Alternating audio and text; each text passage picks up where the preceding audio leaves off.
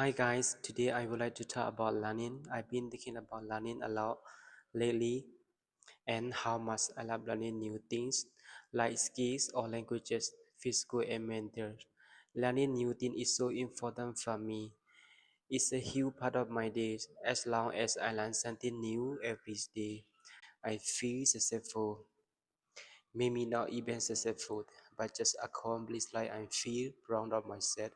It can be anything from learning a new word in Chinese to learning a new handstand in yoga. People think that learning is something you only do in school, so that you don't have to do it anymore.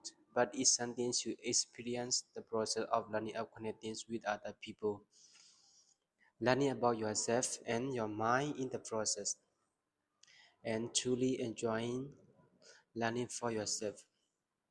Not for your parents, your friends, your family, nobody. The happiest people I know are the people who learn for themselves.